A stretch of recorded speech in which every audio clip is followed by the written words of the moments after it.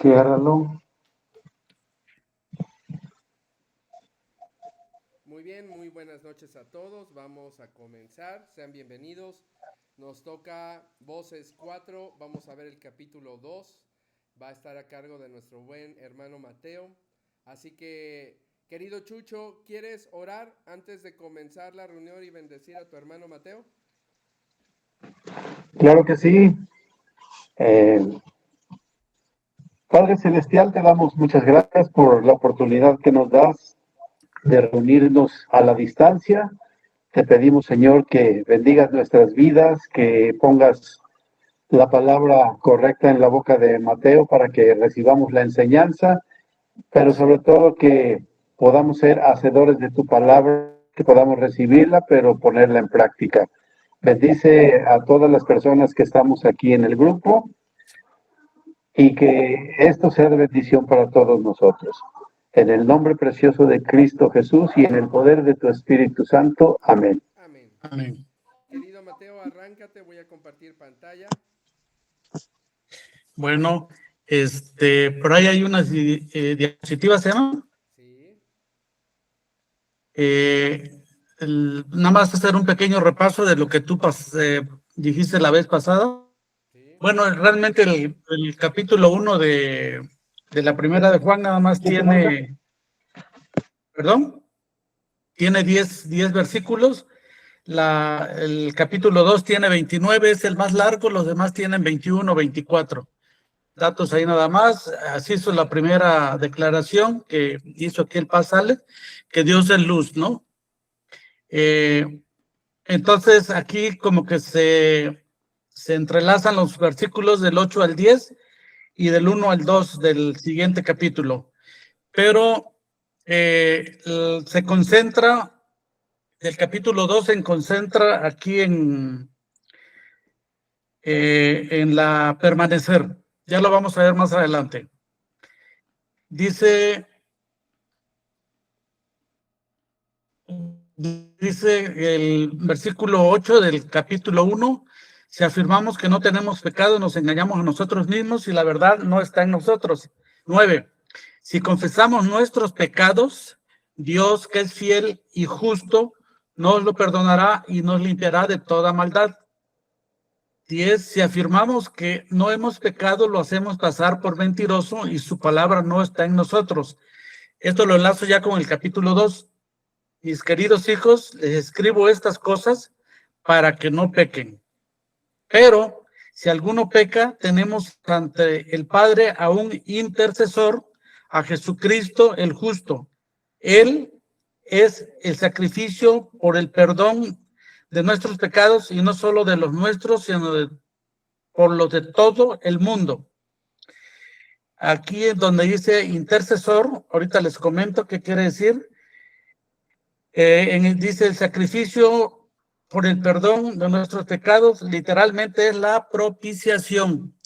No sé si se recuerdan lo que era propiciación, ya lo vimos en la introducción. Si alguien tiene duda, lo podemos repetir. Aquí hay un término que dice intercesor.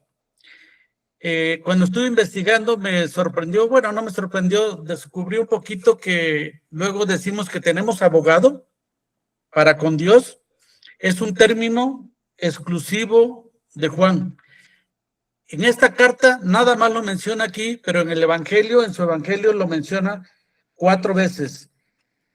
Intercesor es un abogado, que es la palabra griega paracletos o paráclitos. ¿Han oído hablar del paráclito? Es sinónimo, paráclito, Espíritu Santo, intercesor, consejero, abogado. Este es un término exclusivamente juánico, que se refiere a uno que es llamado a acompañar como ayuda o consejero, sobre todo en el contexto legal.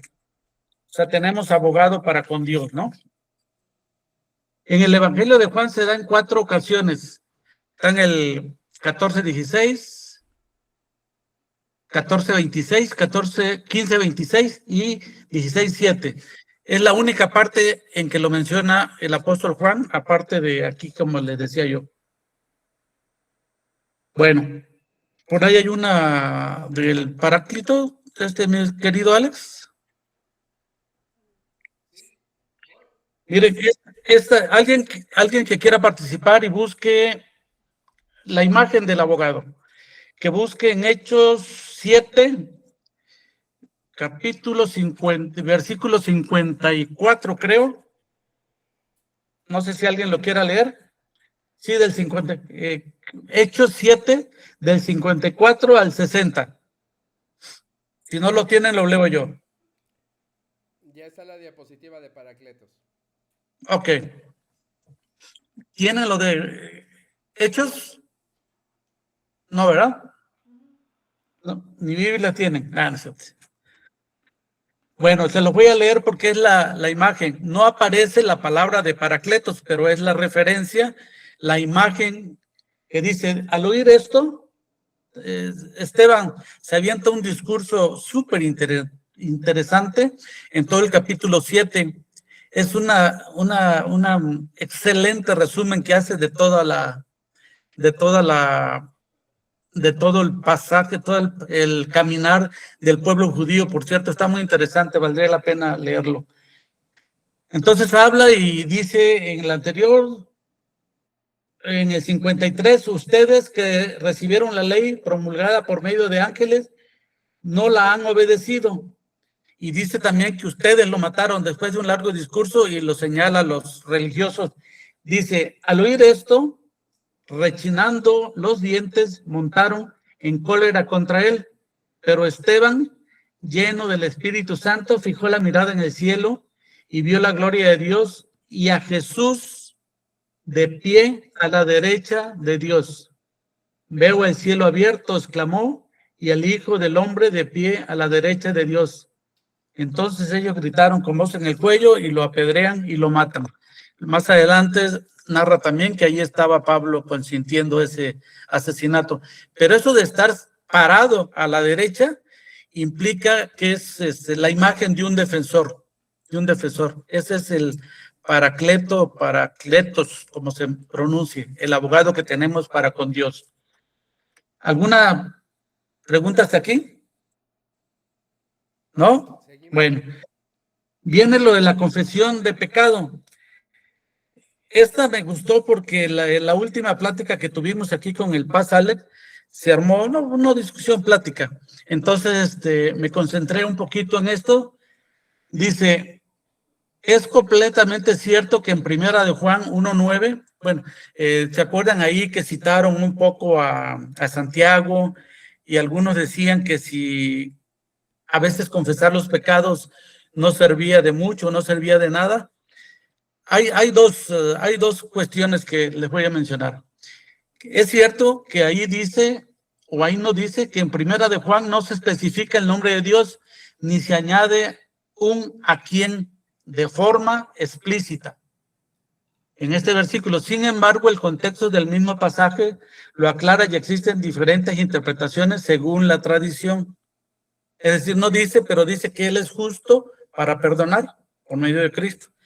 Es decir, la confesión a Dios no está en duda, la debemos de hacer. Si no lo hacemos, estamos negando que pecamos y lo hacemos mentiroso. Es fuerte, ¿no? La referencia que hace. Entonces, hay algunas tradiciones. Dice, el contexto de la carta en los versículos del 5 al 7, del 1, 5 al 7, lo que decías, Alex, la vez anterior, se establece que Dios es luz y se habla de la comunión con Él. Por eso la teología cristiana enseña que la confesión es dirigida directamente a Dios. La palabra original para confesar, homologeo, que lo vimos también la semana pasada, significa estar de acuerdo o decir lo mismo con Dios en que nos hemos equivocado. Dice que estar de acuerdo con Dios en lo que nos hemos equivocado implica adoptar la perspectiva divina sobre el pecado. Significa llamar a tus errores exactamente como Dios los llama. Reconocer honestamente que has quebrantado sus mandamientos, asumir la responsabilidad de tus acciones y aceptar que tu comportamiento no se alinea con su voluntad. No se trata solo de sentir culpa, sino de validar el juicio de Dios sobre el mal y declarar tu disposición a cambiar de rumbo. Es decir, pedimos perdón con la disposición de cambiar de rumbo. Esa es la idea. Si todos los días no lo vuelvo a hacer, no lo vuelvo a hacer. Bueno, entonces le decía, la confesión a Dios, y más nos vale ser lo más transparente que podamos, de modo que Dios no lo sepa. De modo que no lo sepa. Entonces, ¿qué nos pide confesar? Porque nos sirve de la sinceridad y estar dispuesto a cambiar de rumbo. La vez pasada también Silvia mencionó que el arrepentimiento, confesión y arrepentimiento y restauración son tres cosas que van de la mano. Dice, aunque la confesión y el arrepentimiento están estrechamente relacionados en la fe, no significan lo mismo. Mientras que la confesión es el reconocimiento verbal o mental de un error, el arrepentimiento es la acción que lo corrige y cambia tu dirección. Confieso, reconozco mi pecado, pero el arrepentimiento es lo que debo de hacer para cambiar de rumbo ese error. Y la restauración, importante también, es la reparación del daño o relaciones, cuando esto es posible, mediante el perdón. Ahorita vamos a ver un poquito más adelante. O sea, confesión de los pecados, arrepentimiento y reparación del daño. A veces, la verdad, no se puede reparar el daño que se hizo. Ustedes pueden tener algunas ideas de cuándo no se puede. Cuando ya heriste a una persona, pues ya no. Si la mataste, pues ¿cómo reparas ese daño, no? O algunos otro tipo de situaciones también que no voy a mencionar ahorita, pero quizás salgan en una infidelidad. ¿Cómo la reparas? Bueno, no volviendo a la infidelidad. Dice que la confesión puede tener una limitación. Eso también es importante. Se puede confesar un pecado por sentirse descubierto o por miedo a las consecuencias, pero sin la intención de cambiar. Entonces la confesión, lo que se nos pide es que tenemos intención de cambiar. El arrepentimiento es el cambio de mentalidad que produce un cambio de actitud y de estilo de vida. Sí, el arrepentimiento lo mencionaba, ¿no, Silvia? La vez anterior. El término, perdón, adelante. Sí, claro, claro, ese es el arrepentimiento, cambio de estilo de vida. Que proviene del griego metanoia, creo que por ahí la vez pasada lo dije, que literalmente significa cambiar de opinión o transformar la manera de pensar. El enfoque, pues, es una acción correctiva. No solo consiste en sentir remordimiento, sino en apartarse de la mala dirección y volverse hacia Dios. El resultado es lo que produce los frutos. ¿Cómo trabajan juntos? Dice. Son como los dos lados de una misma moneda. El inicio de la confesión es el primer paso. Sin ella te justifica o escondes el problema. La acción es el arrepentimiento. Es la materialización del cambio. El efecto, la confesión trae el perdón de Dios, pero el arrepentimiento trae la transformación y la restauración de la vida. Lo que decía Silvia. ¿Algún comentario aquí o me voy a Santiago? Porque hay un punto interesante. Y eso sí es muy, muy práctico.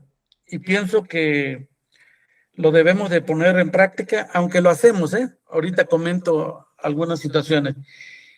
Dice en Santiago del 13 al 16. Lo mencionaba Ángelo por ahí y también creo que Diego. Por eso me puse a investigar un poco. Dice, ¿está afligido alguno entre ustedes? Que ore.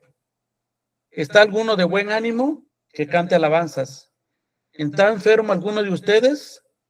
Haga llamar a los líderes de la iglesia para que oren por él y lo unjan con aceite en el nombre del Señor.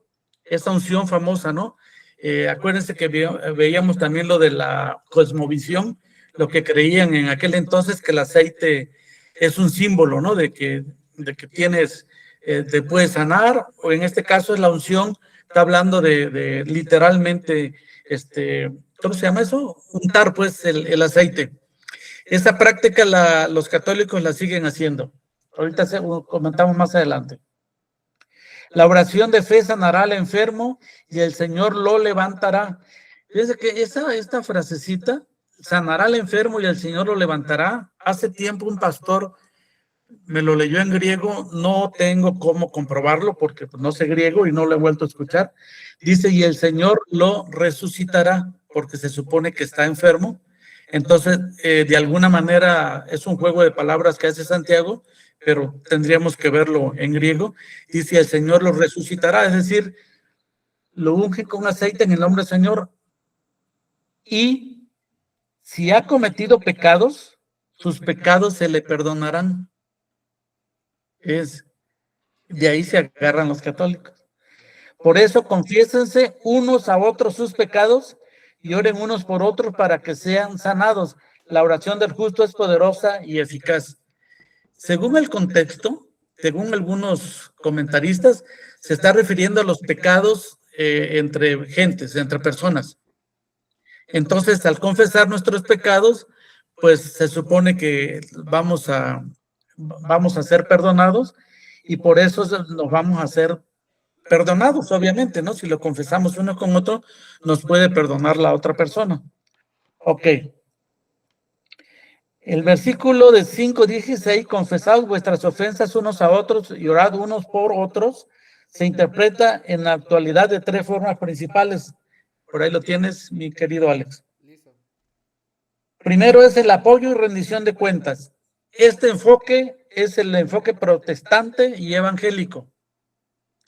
Se entiende como la práctica de ser transparente y vulnerable con personas de confianza.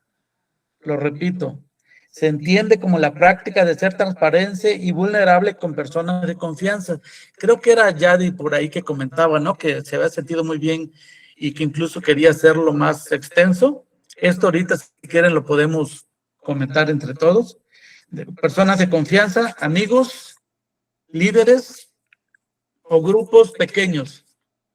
El objetivo no es pedir perdón a la persona por un pecado contra Dios,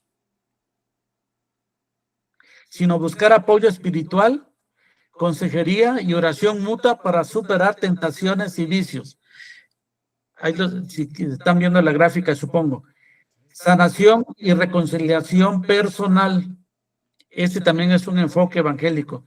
Muchos estudiosos coinciden en que se aplica directamente a los casos donde se ha ofendido a otra persona. Es el llamado a pedir perdón a quienes han sido lastimados para restaurar la paz y sanar la relación dañada. Alguna vez escuché que se le sugería después de un problema ahí familiar, dice, oye, ¿ya le pediste perdón a tus hijos? ¿Ya hablaste con ellos? No, la verdad no. Bueno, es que ellos también se sintieron ofendidos. Cuando fuimos a visitar a un enfermito, ¿te acuerdas, Alex? Sí, exacto. Dice, bueno, y luego la confesión sacramental, que es el punto de vista, ¿dónde está? Enfoque católico. Dice que se interpreta en conjunto con Santiago 5:14 y Juan 20:23, la confesión ante los ancianos o sacerdotes de la iglesia se ve como el medio instituido para recibir guías a sanación espiritual y la absolución de los pecados a través de un ministro. La clave, aquí la diferencia está en que ellos creen que es a través del ministro que pueden recibir confesión, pueden recibir perdón. El contexto de Santiago no lo deja claro. Más bien habla de relaciones interpersonales. Pero fíjense acá en Juan 20:23. Está hablando que al atardecer entró, Jesús estaba de pie en medio de ellos, la paz sea con ustedes. En el 20 dice, mientras hablaba, les mostró las manos de sus heridas de sus manos y su costado. Ellos se llenaron de alegría cuando vieron al Señor. Una vez más les dijo, la paz sea con ustedes. Como el Padre me envió a mí, así yo los envío a ustedes. Entonces sopló sobre ellos y les dijo, reciban al Espíritu Santo. Insufló sobre ellos. Este insuflar es la misma palabra, la misma idea de cuando Dios creó al hombre, sopló, insufló y le dio vida. Nefesh. ¿Perdón? Nefesh es la palabra que utilizan en Génesis y aquí es el aliento de vida. Sí, porque es griego. Ujú. Dice el 23, si ustedes perdonan los pecados de alguien, esos pecados son perdonados.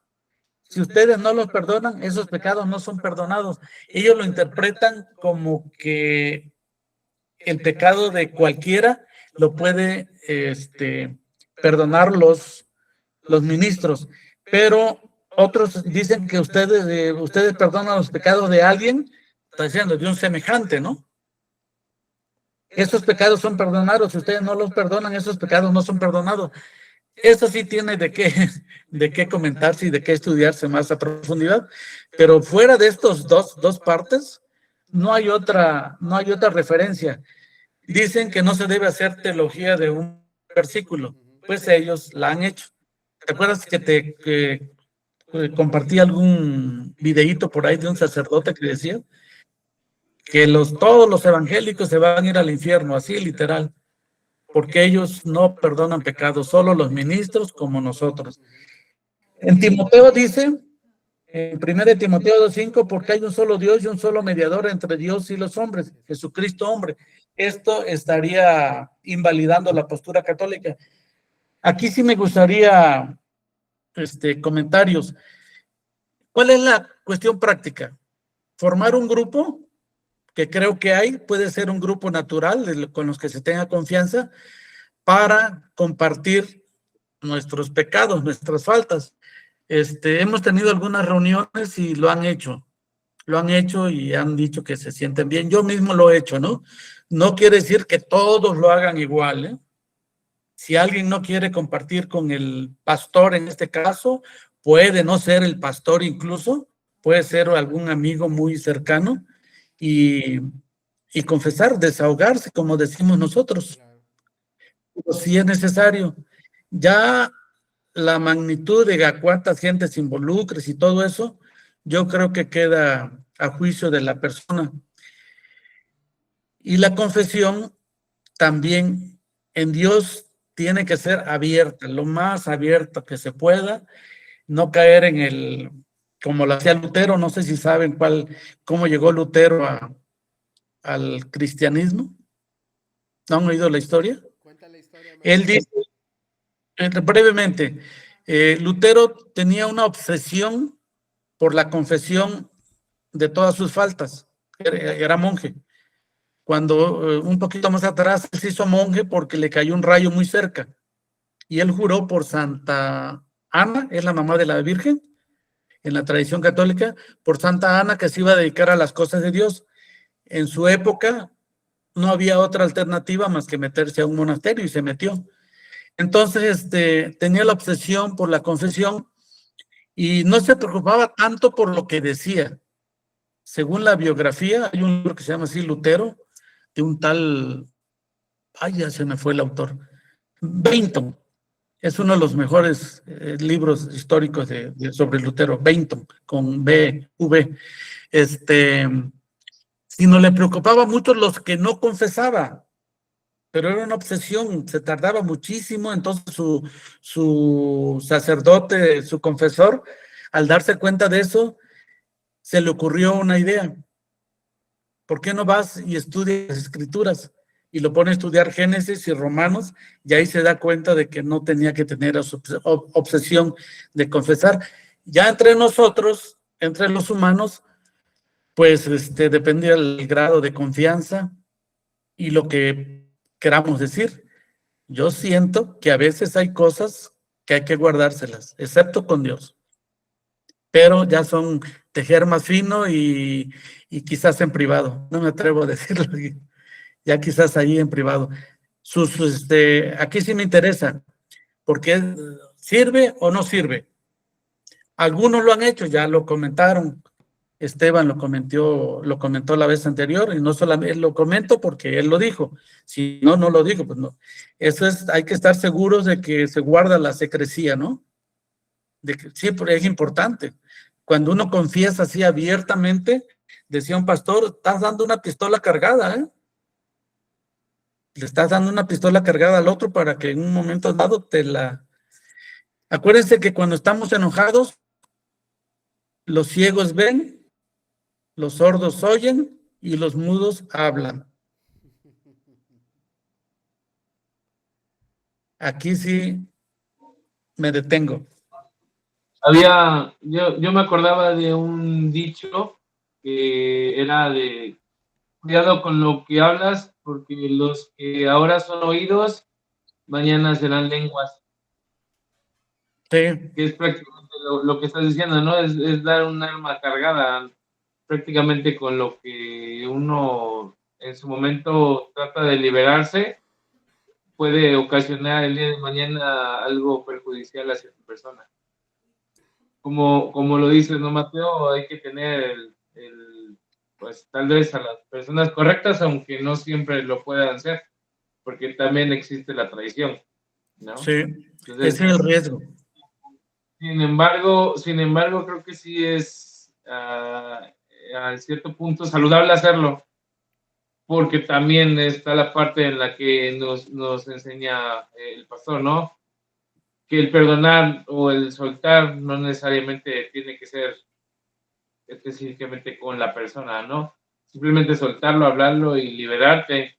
Entonces, creo que sí es muy bueno. A menos con las personas que yo lo hice, dentro de aquí de la iglesia, que los que saben, ¿no?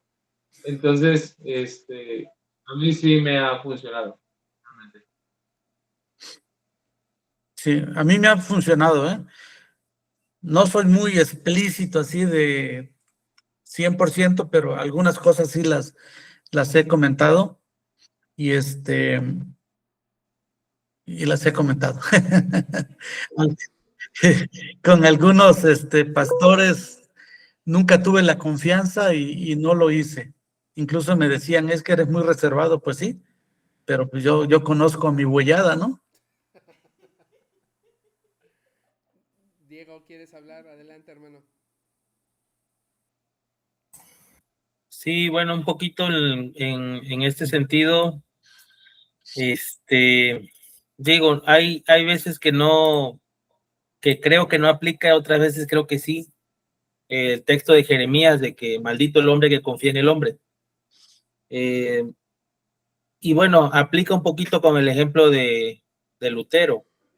A Lutero se le volvió una obsesión y un problema justamente porque pues rompes el primer mandamiento. O sea, si el que perdona tu pecado es un hombre, entonces pues ya no necesitas seguir a Dios, necesitas que ese hombre te confiese y tú necesitas confesar todo lo que porque si se te olvida algo, estás en pecado. Entonces, creo que aunque no parece, sí terminas desviándote, ¿no? Y bueno, es muy difícil mantener el primer mandamiento, poner en primer lugar a Dios, darle la preeminencia de decir, bueno, si tengo que confesar algo, pues al primero que se lo tendría que confesar es a Él. Pero cuando ponemos a alguien ahí, creo que estamos cayendo a veces en idolatría, es que necesito hablar con tal hermano, porque si no, no siento el perdón de Dios, ¿no? Entonces son sutilezas ahí, riesgos, a algunos les funciona, por eso creo que Santiago lo menciona, pero justo hay que tener cuidado de no ser obsesivo, como el caso de Lutero, y creo que al final Lutero también termina respondiéndose cuando se enfrenta a la autoridad de hombres que tenían esa autoridad, pero que él termina desafiándola y diciendo, ¿sabes qué? No puedo confiar en tu autoridad como rey, como papa, para dictar mi vida, porque el que dicta mi vida es Dios. Entonces, justamente ahí otra vez, ¿no? Rompes con esta parte de ¿a quién necesitas? ¿Necesitas al papa? ¿Necesitas al rey? ¿Necesitas al pastor? ¿O necesitas a Dios, no? Entonces, creo que ahí hay una sutileza. Son cosas diferentes, pero son importantes tenerlas en cuenta porque creo que sí, a veces se vuelven pequeños dioses los pastores en algunas iglesias, sobre todo las mega iglesias, ¿no? En donde, bueno, casi hay que hacer cita con un año de anticipación para tener la bendición de poder ser escuchado y confesado por el pastor. Entonces ahí ya valió, ¿no? No es nuestro caso, efectivamente. O sea, si quitamos al Papa y todo ese tipo de cosas, no, Santiago no está hablando de eso, no está hablando de, cuando dice ancianos, es los de más experiencia, no es un término de respeto. Pero cada quien, o sea, aquí el punto es que cada quien decide si lo hace, con los humanos estamos hablando, no con los hermanos. Si porque puede, si no lo hablas también, ¿cómo recibes consejo? Claro. Te vuelves autosuficiente. Vamos, mi opinión es que lo hagamos desde el punto de vista positivo, ¿no? Trae todos esos riesgos que hemos hablado, no estoy seguro de eso, pero viendo con quién, viendo cuánto, cómo, dónde, etcétera, ¿no? Pero sí estoy de acuerdo. Creo que Esteban había alzado la mano, mi querido Alex. Sí, adelante, Esteban. Sí, creo que algo, lo que acaba de mencionar Diego, ¿no? Que buscas a alguien en específico para poderlo hablar. Lo que decía yo la vez pasada en lo católico, ¿no? Que para poder perdonar tus pecados tienes y lo tomamos de broma, ¿no? Irte al reclinatorio con el padre, ¿no? Confesarte y decir el credo y todo secuenciado, ¿no? Un Y rito, un después rito. hablas, un ritual, y después terminas diciendo tus pecados para que, pues fácil, ¿no? Te diga 3 Padres Nuestros y una Ave María, ¿no? Que es lo que te ponían a rezar para perdonar tus pecados, ¿no? Esa es una cuestión. La segunda, también lo comenta Diego, ¿no? El hecho de que tengas que esperar cierto tiempo para que puedas ser atendido por el pastor o alguien de una cierta jerarquía para que puedas hablar y expresarte. Sí, sí pasa, ¿cómo no? Afortunadamente aquí no, ¿sí? Afortunadamente aquí no, y como, o sea, sin hacer promoción, ¿verdad? Pero lo que representa como tal Vallir es familia, ¿no? Entonces puedes encontrar un oído siempre que te pueda escuchar. Bueno, Sí, perdón. rapidísimo, Alex. Lo que pasa que al principio dije que no necesariamente con el pastor. Tenemos esa imagen. Yo también, yo prefiero al pastor, pero pueden ser otros hermanos de mucha confianza para evitar la agenda ahí llena del pastor, ¿no? No, yo creo que estamos lejos de esa situación nosotros y pues hay soluciones para esos supuestos también. Nada más, ¿eh? Perfecto. A ver, Alex. Déjenme explicar un poco cómo funciona el modelo dentro de Vallit, que tal vez es como lo podamos aterrizar. Hay 3 especies de oportunidad para que uno pueda procesar. Lo importante de la confesión es procesar, es hablarlo. O sea, lo comentábamos la sesión pasada, que mientras lo callamos, nuestros huesos nos duelen, nos pasa todo, y cuando lo hablamos, procesamos. Entonces, hay como 3 formas de hacerlo dentro de la iglesia. Número 1, están los grupos, las mesas, en las cuales, en las reuniones de hogar, si se da por el tema y alguien quiere compartir algo, hay ciertas reglas dentro de las reuniones de hogar, que lo que se dice ahí se queda ahí, esperando y confiando en la madurez de todos. No, ese es un nivel, no todos lo van a hacer, porque a veces los temas no se prestan o a veces simplemente no quiero exponer mi corazón delante de todos y es completamente válido. El segundo o la segunda forma de hacerlo es acercarte generalmente con alguien, porque no todos van a hacer conexión con el pastor. Y más si nuestra iglesia no está centrada en la figura del pastor, sino en la figura de Cristo. Entonces, hay líderes, hay ancianos, a los cuales se pueden acercar y con alguno vas a tener más conexión que con otro. Y tal vez ahí puedes hablar, platicar y procesar. Y número 3, no todos los pastores o todos los líderes son consejeros. Eso me queda más que claro. Tú puedes tener una maestría en consejería, un título en divinidad, pero no vas a ser consejero por sí solo, ¿no? Realmente creo que el generar empatía con las personas para que abran tu corazón, para que abran su corazón, tiene que venir de parte de Dios para generar una conexión, que es a donde entra la figura del pastor.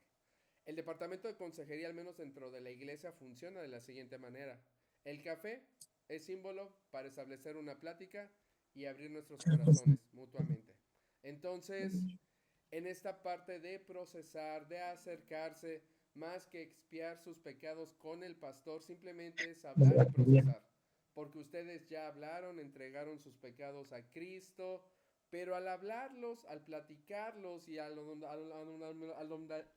a lo mejor está la parte de simplemente, oye pastor, ¿qué dice la Biblia acerca de esto que estoy pasando? Bueno, ahí va a estar un consejo, ¿no? Pero son como los 3 niveles o las 3 formas en las cuales podemos procesar nuestro corazón, al menos dentro de Bayit. Que eso sí es importante. Aprender a hablar lo que está en el corazón. Para mí ha sido un proceso de sanidad constante, ¿no? Entiendo que para algunas personas es más difícil que para otras, pero si somos intencionales, tarde o temprano podremos hablarlo. Adelante, querido Mateo, perdóname. No, me gustaría escuchar opiniones porque se me hace clave la aplicación práctica. Ya vimos que las cartas están dirigidas a los que causaron problemas por no reconocer la autoridad de Cristo. Ya para nosotros creo que se ha ido, ya es menos la problemática, pero los principios siguen vigentes, muy vigentes. Este es uno de ellos. Claro. Tenemos un abogado, confesión de pecados, y hay que hacerlo. Digo, aunque dice es que no es un mandato, bueno, es un principio bíblico, pero no nos obliga a hacerlo. Si somos muy autosuficientes, cosa que dudo mucho, entonces sí conviene. Algo más, lo había comentado, creo que la vez anterior, Ángelo, no sé si pueda o está de viaje, está en tránsito. No sé, querido Ángelo, ¿quieres compartir algo, platicar, preguntar? No, creo que no. Está en tránsito. Ok, ¿algo más? Seguimos. Ok. La otra palabra viene de los versículos del 3 en adelante. También me llevé por ahí una sorpresa. Ya ves que cuando di la introducción hice cierto énfasis en la de permanecer. Permanecer. Por ahí tienes una gráfica también. Fíjense que nada más en el capítulo 2, el que estoy viendo, se menciona 10 veces. Nada más en el capítulo 2.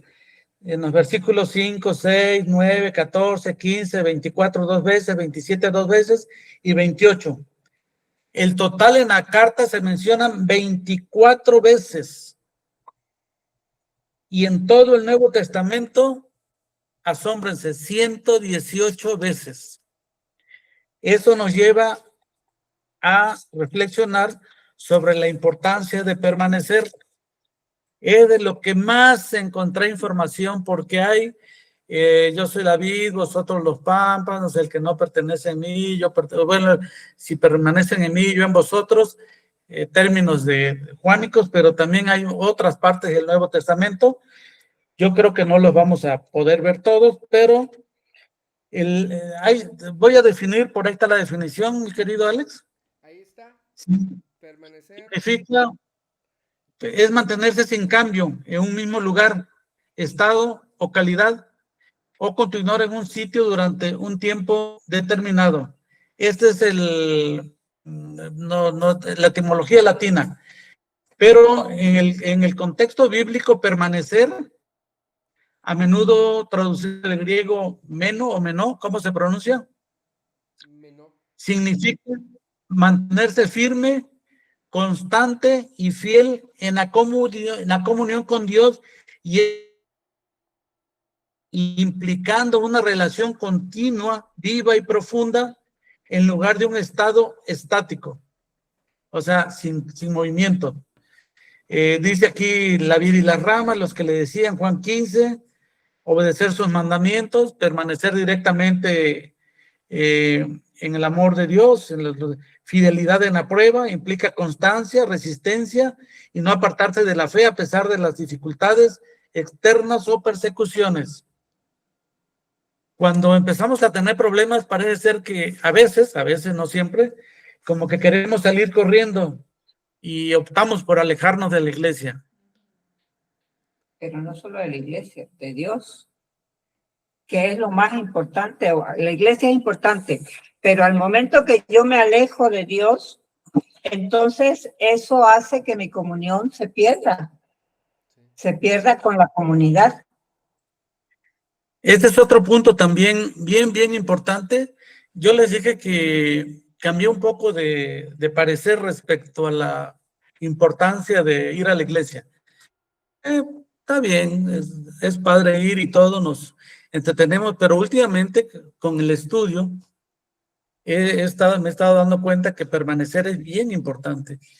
Asistir a la iglesia es bien importante porque ahí ejerces algo que no puedes ejercer en ningún otro lado, que es la coinonía. Eso tú nos lo has dicho varias veces. Aislado no lo puedes hacer. Aislado no puedes pedir consejo. Aislado no puedes pedir perdón. Si es que se trata de alguna relación ahí dentro de hermanos, que curiosamente también se da. Es una ironía. También, obviamente que sí tenemos problemas, ¿no? Ahí entre ellos.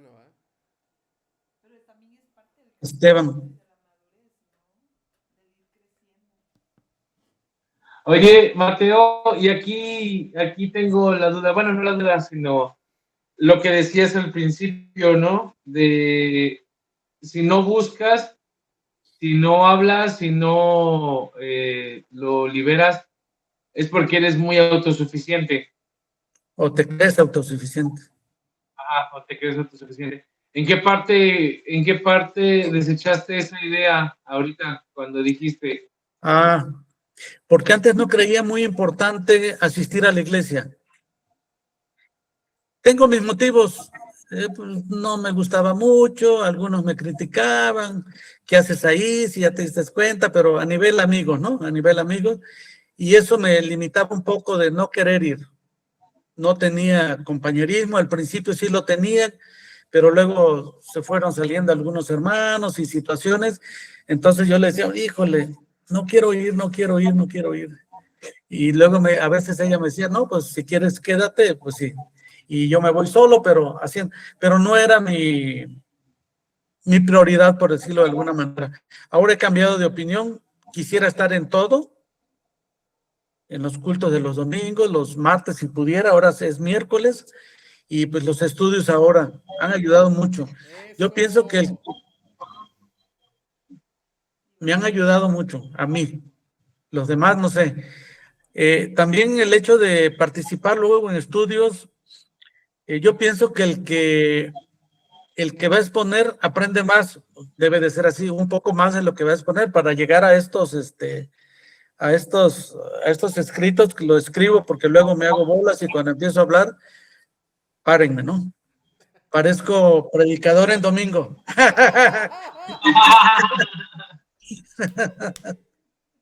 Pero, güey, ellos tienen rumbo, yo a veces pierdo el rumbo, ¿no? Eso es, Esteban, lo que dije, cambié mi actitud. Ok, gracias. Si quieren, les voy a leer los versículos donde aparece, porque se nos está metiendo el tiempo y dejo el comentario, si quieres, Ale, para la siguiente. Miren, el versículo 3, ahí no viene. ¿Cómo sabemos que hemos llegado a conocer a Dios? Si obedecemos sus mandamientos. El que afirma lo conozco, pero no obedece sus mandamientos, es un mentiroso y la verdad no está en él. En cambio, el amor de Dios se manifiesta plenamente en la vida del que obedece su palabra. De este modo sabemos que estamos unidos a él. Es otra manera de decir permanecer. El que afirma que permanece en él debe vivir como él vivió. Queridos hermanos, los que les escribo no es un mandamiento nuevo, sino uno antiguo que han tenido desde el principio. Este mandamiento antiguo es el mensaje que ya oyeron. Se está refiriendo a a su carta. Por otra parte, lo que les escribo es un mandamiento nuevo, cuya verdad se manifiesta tanto en la vida de Cristo como en la de ustedes, porque la oscuridad se va desvaneciendo y ya brilla la luz verdadera. Al principio pasamos, ¿no?, la declaración que Dios es luz. El que afirma que está en la luz, pero odia a su hermano, todavía está en la oscuridad. El que ama a su hermano, permanece en la luz, y no hay nada en su vida que lo haga tropezar. Pero el que odia a su hermano está en la oscuridad, en ella vive y no sabe a dónde va porque la oscuridad no lo deja ver. Ya escribimos, ya mencionamos por qué esta dualidad, ¿no? Luz, oscuridad en la introducción. Les escribo a ustedes, queridos hijos, porque sus pecados han sido perdonados por el nombre de Cristo. Es decir, cuando pedimos perdón, lo pedimos en el nombre de Cristo, nuestro abogado. Les escribo a ustedes, padres, porque han conocido al que es desde el principio. Les escribo a ustedes, jóvenes, porque han vencido al maligno. Les escribo a ustedes, queridos hijos, porque han conocido al Padre. 14. Les he escrito a ustedes, padres, repite esa reiteración, esa repetición de ideas, porque han conocido al que es desde el principio. Les he escrito a ustedes, jóvenes, otra vez, porque son fuertes, la palabra de Dios permanece en ustedes y han vencido al maligno. ¿Cuántas veces se menciona? Ya varias, ¿no? Ahora aquí me llamaba la atención de por qué se dirige a los jóvenes, se dirige a los padres, vuelve a mencionar a los jóvenes, vuelve a mencionar a los padres. Pues la idea es que están incluidos todos. ¿Alguna vez me comentabas eso, no, Diego? La idea de la interpretación es que están incluidos todos. Ahora, está haciendo referencia también a los más experimentados, los que saben más, pero también a los más jóvenes. Yo he oído varias veces al pastor Alex, que dice que esto del cambio de estafeta, luego se malinterpretó por ahí, pero se refiere a que hay que ir preparando nuevos cuadros también. Todos, yo siento que estamos relativamente jóvenes, bueno, otros más, pero es importante ir preparando también a los jóvenes. Es importante que también los jóvenes se involucren en la iglesia. Estos son la interpretación de estos. Luego viene una frase que cómo ha sido controvertida. En el versículo 15 dice, estoy hablando del capítulo 12, no amen al mundo ni nada de lo que hay en él. Si alguien ama al mundo, porque nada de lo que hay en el mundo, afortunadamente, nos define qué es el mundo: los malos deseos de la carne, la codicia de los ojos y la arrogancia de la vida, es decir, la soberbia. Porque todo lo que hay en el mundo no proviene del Padre, sino del mundo. El mundo se acaba con sus malos deseos, pero el que hace la voluntad de Dios permanece para siempre. No sé si han escuchado ustedes muchos sermones respecto a esto. Y se ha exagerado el concepto del mundo. Pero lo voy a saltar porque primero quiero ver lo del permanecer. En el 18 dice, queridos hijos, esta es la hora final, y así como ustedes oyeron que el anticristo vendría, muchos son los anticristos que han surgido ya. Por eso nos damos cuenta de que esta es la hora final. Aunque salieron de entre nosotros, en realidad no eran de los nuestros. Si lo hubieran sido, se habrían quedado con nosotros. Pero miren, su salida sirvió para comprobar que ninguno de ellos era de los nuestros. A veces duele cuando la gente se va, pero bueno, ¿qué se le hace? Dicen allá en el rancho. Todos ustedes han cambiado, han recibido unción del Santo. La unción aquí es sinónimo de Espíritu Santo. Cuando habla de unción es sinónimo de Espíritu Santo. De manera que conocen la verdad. No les escribo porque ignoren la verdad, sino porque la conocen y porque ninguna mentira procede de la verdad. ¿Quién es el mentiroso? El que niega que Jesús es el Cristo, el que niega que Jesús es el Mesías. el que niega que Jesús es el Señor. Señor, Señor, ¿por qué me dicen Señor, Señor si no hacen lo que yo les ordeno? De alguna manera, en la forma ya práctica, estamos negando que Cristo es el Señor. Ese doble Señor es porque a veces somos muy religiosos. Señor, Señor, en tu nombre hicimos esto, en tu nombre hicimos aquello. Y Él les dice, pues apártense de mí que no los conocí. Pura religiosidad. Pura religiosidad. 24.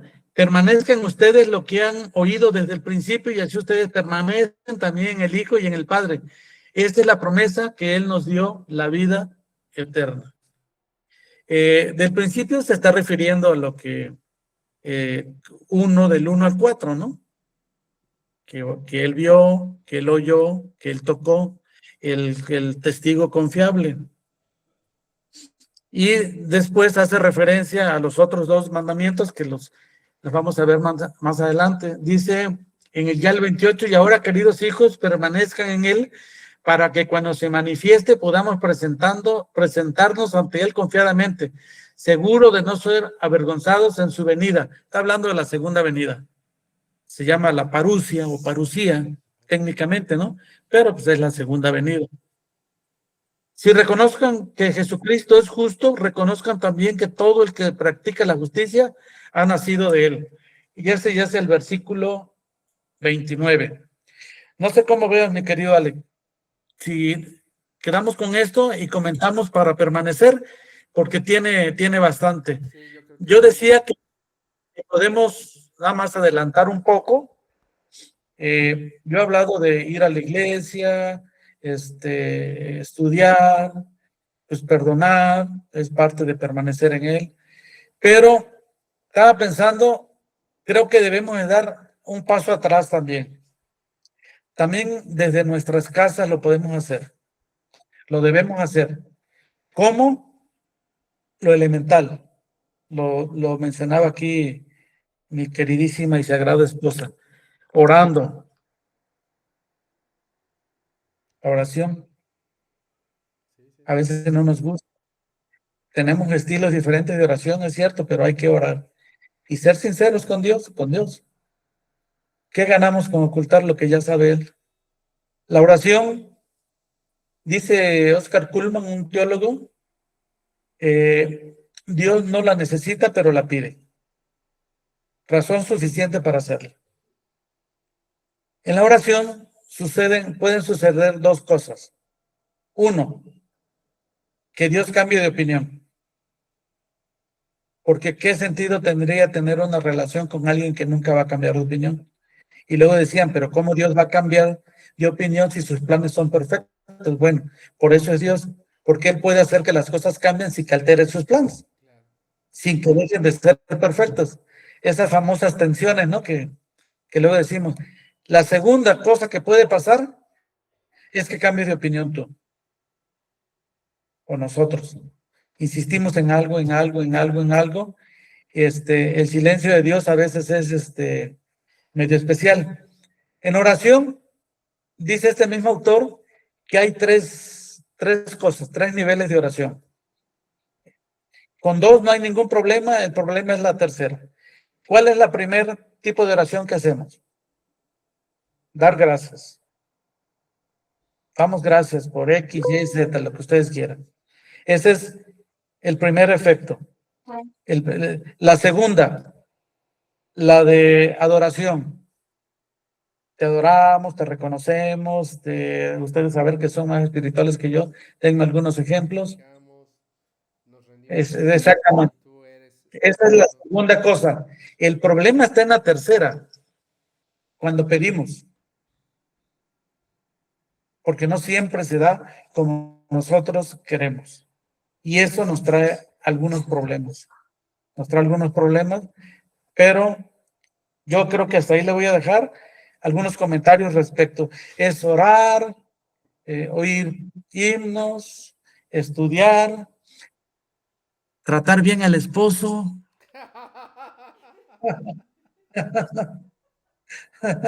Pero la principal es pedirle perdón a Dios cada día mañana y noche, Ok. para que la oración sea escuchada. Así dice la palabra, ¿no? Eso de escuchada quiere decir que se va a tomar en cuenta. Cierro con esto, comentarios, y para la próxima semana, perdón que me extendí, No pasa nada. son 29 versículos y son estos, me queda pendiente lo de permanecer y las cosas del mundo, ¿sale? Ahí está el doctor Diego, dices tú. Venga, doctor. Bueno, quería comentar algunas cosas acerca de lo de permanecer, que me pareció muy interesante lo que decía Mateo, que seguro lo va a decir después, pero si no, pues más o menos ahí va algo de eso, ¿no? Me gusta que el verbo, la palabra que está ahí, está conjugada de diferentes formas y tiene diferentes sujetos. O sea, es bidireccional. Sí. No solamente se nos dice cómo permanecer de forma práctica, sino que se nos dice que Dios ha puesto en nosotros y eso permanece en nosotros sí o sí, porque no depende de qué hagamos, sino de lo que Él hizo. Y por ejemplo, dice el 14, la palabra de Dios permanece en vosotros. No es que tú permanezcas en la palabra, no, la palabra de Dios permanece en ti. Entonces ahí hay un cambio de dirección. Es Dios permaneciendo en ti, su palabra al menos. Lo que habéis oído, el 24 dice, lo que habéis oído desde el principio permanezca en vosotros. O sea, hay algo que el Señor ha puesto en ti, que va a permanecer en ti y que puso desde el principio, ¿sí? La unción que recibiste, el Espíritu Santo, permanezca en vosotros. Entonces, habla justamente de esto divino que ha sido puesto en nosotros y que permanece en nosotros, sí o sí.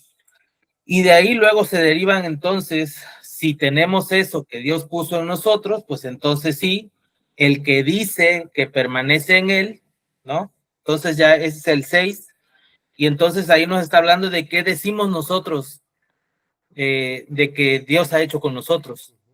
Y eso es muy relevante porque si entendemos que Dios ha puesto algo en mí, entonces yo puedo dar testimonio de lo que Dios hace conmigo, que es un poco a lo que se refiere. Pero si yo no pienso que Dios haya puesto algo en mí, si yo no sé, si no he estudiado la palabra, si no he leído, si no he retenido lo que se me ha dicho, pues entonces difícilmente voy a poder permanecer en esas verdades, que es un poco lo que decía Alex la otra vez con esta crisis de identidad que sin duda muchos de ellos tenían. Luego dice, el que ama a su hermano en el 10, permanece en la luz. Claro, pues nos dice, es una práctica. Tú tienes al Espíritu Santo, entonces tú amas al hermano, ¿no? Es una práctica, una expresión de eso que Dios ha puesto en nosotros. Entonces, creo que es importante ver cómo este permanecer es una consecuencia de lo que Dios ha puesto y que hace que permanezca en nosotros. Y claro, eso nos impulsa a hacer algunas cosas, como amar a los demás, ¿no? También dice, ¿no? Ustedes van a permanecer en el Hijo y en el Padre. O sea, en términos muy simples lo que estaba diciendo el hermano, ¿no? Tú has recibido a Cristo, bueno, has recibido al Espíritu Santo, has recibido su palabra, una serie de cosas que menciona aquí, y bueno, entonces tú vas a orar, entonces vas a amar, entonces vas a alabar, entonces vas a adorar, entonces vas a... Es a la, digamos que son indicativos. Me gusta que permanecer no lo podemos ver, aquí no se está hablando como un imperativo, ¿no? Sino como un indicativo. Si Dios ha puesto eso que permanece en ti, que es el Espíritu Santo, entonces vas a dar señales de que tú lo tienes. Si no, pues no. El que aborrece a su hermano, dice, pues está en tinieblas, y quiere decir que no tienes al Espíritu Santo, no has nacido de nuevo, o sea, no hay manera. Creo que esa parte es importante ver esas direcciones. Muy atinado el comentario de Mateo en esta parte de permanecer. Y si lo vemos teológicamente, pues está bien bonito porque nos habla de cómo eso que el Señor ha puesto en nosotros permanece allí, y entonces nosotros vamos a dar permanentemente señales de que eso está ahí, ¿no? Y esto es lo que decía Pablo, ¿no? Cristo viviendo en mí, expresando su naturaleza divina, amorosa, a través de pues, guiñapo de maldad, ¿no? Entonces, pues, a mí me parece muy interesante ese tema de permanecer y creo que no hay que olvidar que está en esa doble dirección, digamos, de arriba abajo y luego horizontalmente. Es vertical y es horizontal. Horizontal con los demás y vertical porque lo recibimos de Dios, ¿no? Así es. Muy bien. Esteban, ¿levantaste la mano, hijo? Sí, es correcto. Igual, bueno, yo me puse hace rato a leer el capítulo, bueno, desde el día que te pregunté, ¿no, Alex? Sí hay varios que pues, llamaron mi atención, ¿no? Como el versículo 9, el 10, 12, 22, 27 y 29. Justo ahorita que está hablando Diego, me llega, se me vino a la mente, ¿no? Aquí aplica lo que dice ama a tu hermano como yo los amé a ustedes, ¿no? El permanecer, creo que es permanecer totalmente a la verdad, que es Jesucristo, ¿no? Y creo que los versículos que yo, pues ahora sí que más me llamaron la atención, ¿no? El 9, el que dice que está en la luz, aborrece a su hermano, está todavía en tinieblas. Claro. El que ama a su hermano es la luz y en él no hay tropiezo. En el 12, que para mí, bueno, me llamó también la atención, os escribo a vosotros, hijitos, porque vuestros pecados os han sido perdonados por su nombre. Y bueno, los demás, ¿no? Y el último que, bueno, que si sabéis que el justo, si sabéis que es justo, también por todo el que hace justicia ha nacido en él. Es vernos, para mí, lo que yo entendí con esto es vernos a su imagen y semejanza, ¿no? Es tratar siempre de llevar ese camino y como digo, y la palabra de ahorita es permanencia, ¿no? Es lo que yo he entendido, bueno, desde la mañana que estoy leyendo también esta parte, ¿no? Es la permanencia en él y pues tratar de, bueno, lo que dice, lo que me ha dicho Malú es tratar de ver como Jesús lo hace, ¿no? Bien. Muy bien, querido Esteban. No sé si quieres comentar algo, querido Mateo.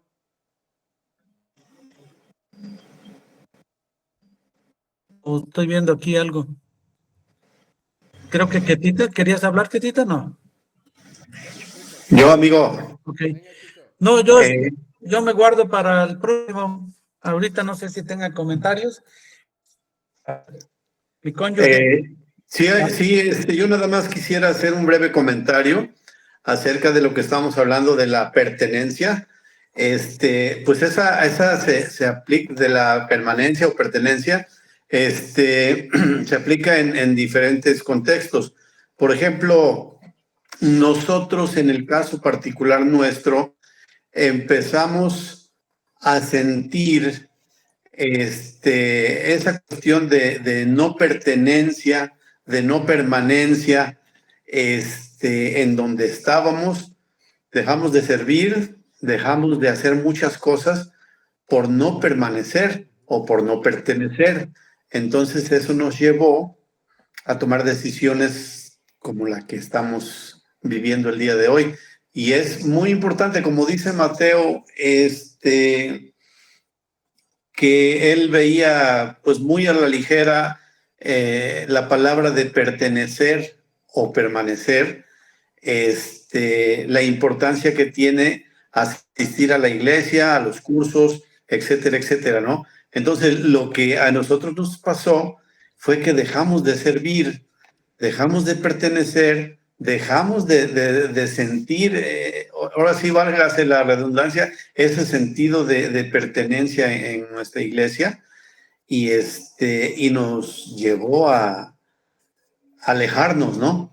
Y bueno, aparte de otros motivos, pero lo que sí quiero destacar es la importancia de permanecer, pero permanecer sirviendo, porque de otra manera, de nada sirve permanecer si está uno estático. Claro. Ujú. Ok, gracias, querido Chucho. Martita, ¿querías comentar algo? No, Ok. estoy ¿Alguien más? escuchando. algo que decía Ángelo. Ya, Ángel lo quiere. Ángelo, venga. Ángelo quiere participar. Bueno, nada más que me voy a regresar muchísimo.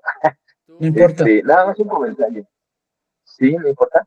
Bueno, estaba viendo cuando estaba comentando acerca de Santiago capítulo 5 verso 16.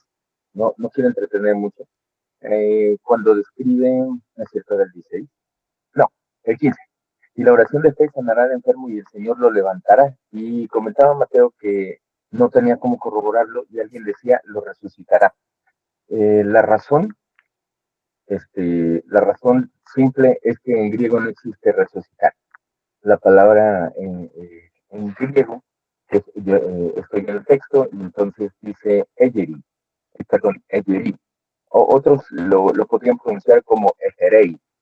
Bueno, egeri es la palabra que es un verbo y en realidad significa levantar. Los diccionarios sí ponen, entre otros significados, levantar, despertar, ponerse de pie, levantarse y resucitar, pero en realidad no existía, o sea, en griego no existe esa palabra, no sé si me explico. Es decir, que la palabra, ¿qué digo? La vuelvo a leer. Es el giro. Bueno, el giro es el verbo en presente indicativo en primera persona, pero el texto dice el ujú. y esa palabra, en muchos casos, vienen muchos textos que significan levantarse. Por ejemplo, en Mateo capítulo 3 verso 9, mmm, y no penséis y no penséis decir dentro de vosotros mismos, Abraham tenemos por padre, porque yo os digo que Dios puede levantar hijos a Abraham aún de estas piedras. O sea, el levantar es que los puede poner de pie, así como el enfermo que está acostado, que implica que estaba acostado, entonces esa palabra, ponerlo de pie. Sí, en otros contextos, cuando se refiere a Jesús y que fue levantado de los muertos, evidentemente, pues ahí en español ya podemos decir que esa misma palabra en griego sí corresponde a resucitar, a volver a la vida. Pero eh, lo que puedo decir es que en griego, pues no necesariamente existe. No sé si lo expliqué. Algo así. Ok, querido. Muy bien, gracias. Gracias. Está buena la palabra. Despierta mi espíritu, ¿no? El Yeri. O sea, tiene que ver con no vernos chequinosos, pero tendría que ver entonces más bien con una connotación de avivar o de despertar el espíritu en ese sentido, ¿no? Ángelo. Sí, ¿en qué versículo? Ya no me perdí. En Santiago, Santiago. igual, siempre debe ser. Santiago. Ay, perdón, estoy perdido. Eh, está, Era Santiago 5 está versículo 15, ¿no? 16. 15, ajá. Y lo levantará. Bueno, es que así literal implica que la oración de fe sanará al enfermo que está acostado y que el Señor lo levantará. O Perfecto. sea, una vez que esté sano, se para de la cama, punto. O sea, es como, bueno, no sé, sí. Pero también se puede tomar esa parte espiritual, ¿no? De que se le levanta el ánimo, revitaliza, incluso espiritualmente o algo así, pero bueno, textualmente está acostado porque, no sé, está muy enfermo y de repente ya ha sanado y ¡zas! Se levanta, algo así. Ok. Perfecto. Muchas gracias, querido Ángelo. Lo agradezco mucho. ¿Alguien más, chicos, de lo que quieran compartir? Eh, a mí me gustaría mucho quedarme con el sentido de permanencia que es horizontal y vertical. Y el permanecer en la horizontalidad y en la verticalidad de Jesús nos lleva, quieras o no, a esta retribución y a esta economía con los demás. No, lo que decías de las 24 veces que aparece en la carta de Juan, eh, tiene una connotación muy, muy especial para nuestras vidas. Porque entonces no permaneces por imposición ni por obligación, sino como un acto de amor.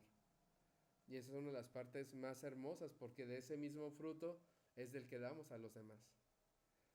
Sí. Entonces me gustó mucho. ¿Algún comentario más, chicos? Ahorita que estaba hablando Ángelo, que decía, despierta mi espíritu, recordé a unas pláticas que escuché con unos pastores y decía que podemos tener el Espíritu Santo, pero lo tenemos apagado.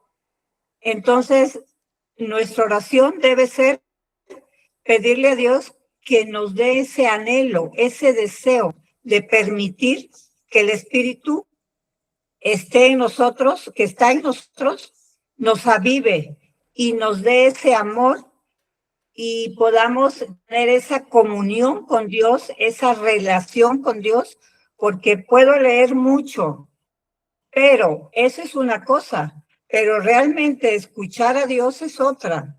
Claro. Entonces, leer y pedirle a Dios, en esto que estoy leyendo, háblame. De hecho, por ahí tengo algo que nos dieron en consejería que se llama lectura divina.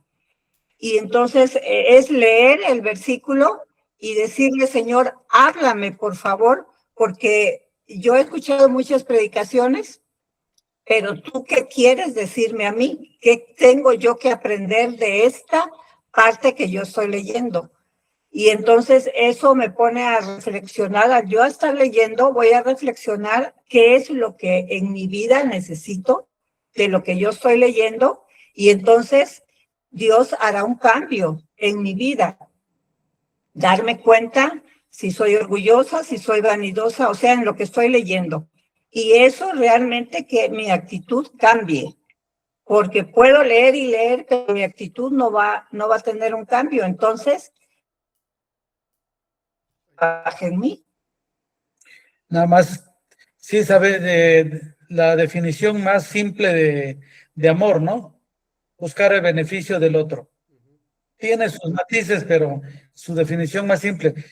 Para evitar que es si no lo siento. No, es que aunque no lo sientas, tienes que ver el beneficio de tu prójimo, ¿no? Amarás al Señor, luego a tu prójimo, y debe tener un componente mínimo de que como a ti mismo, ¿no? Se supone que algo te amas tú.